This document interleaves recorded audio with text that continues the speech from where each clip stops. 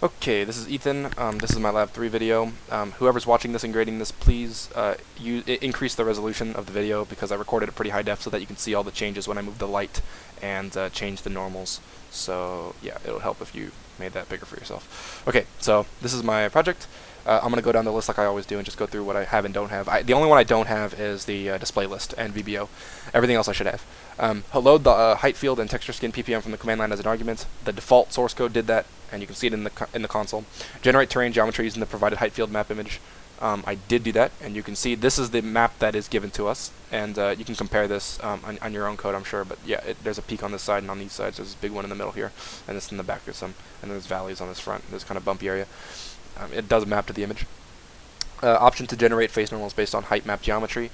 I have and the vertex normals. So, sorry, apply the texture to the terrain. This is definitely not the default texture of like solid gray or solid black or solid white or something. It's definitely multiple colors of gray, which is the texture that was given to us in grayscale. So then the two face normal ones, it's defaultly on face normals, but I can swap between the vertex normals by hitting the D key. So I'm going to zoom in so that you can really see the difference, and I'm going to swatch it now. And now it's going to take some time to load, and then bam, there it goes. So these are the this wavy area gets a lot smoother. It's all smoother in through here. All the lighting is way smoother, and then I can swap back. I'll do it a few times so that you can see it, and then I'm going to leave it on face normals for the rest of the video so that you can see, so that everything loads faster, because everything loads really slow in the vertex one. So this is the face normal one, and I'll leave it on that. Okay. So that was those. Light the scene with one stationary light. Well, you can tell that there's a stationary light because of the shadows, but I'll move it around so that you can see it, which will also demonstrate the second part of this. So here we go. So you can see it shifting up this y-axis right now. This is the y-axis, and it's going up here, and then coming back down, more back over here now. So yeah, the light definitely moves around, and all the shadows are generated correctly using the normals. Okay, so that was the two.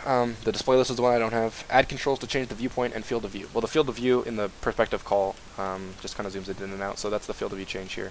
And then the other one is the camera's position, and instead of having it like rotate around the origin that it's looking at, I just had it, I'm actually changing, I'm directly editing the camera's, I'm directly changing the camera's like X and Y values because I wanted to get these cool angles where you're kind of looking like straight down at it like this. So it's easier to implement, and I think it gives you a more direct, whoa, that's not what I wanted. Push that near plane back to the positive. Anyways, so yeah, so here we go, just change this, and I'll rotate it around a bit so you can see. That's cool. So yeah, that definitely works. Anyways, so display help message. That's F. Put these back up. And then add an option to control the near and far planes. Well, I do have an option to do that. And as I pull the far plane in, you'll start to see the things in the back start getting eaten by this black wave of nothing. And that's because I'm pulling the far plane in. So everything past that plane and won't get drawn.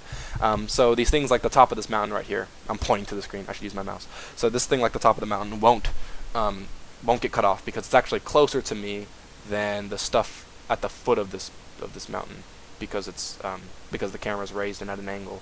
So the plane's kind of flooding through it as if this thing, as if I was tilting this through like a puddle of water. It's kind of coming through like that. Anyways, and then I can, if I push the far plane away from me, you'll start to see that it'll cut off the top of these mountains and the things that are closest to me, and then just sort of start pushing everything so that it's not drawn. And then when you see like these kind of weird artifacts like here, you're actually looking at like through kind of the image at this back part, which is like the backside of a mountain, which is actually still within our drawing plane, but it's like behind this stuff. It's kind of weird, but that's just because of the planes that I'm drawing. So yeah, this is about, let's see here. So this is like what, 75 units wide, this little like this clip that I'm now looking at, and then I can push these all back to what they're supposed to be. This one back. Cool. Okay, so that's that.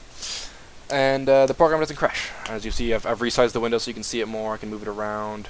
Whoa, that was me just minimizing everything. But nothing crashes, luckily. And yeah. So that's my video. Thank you for watching.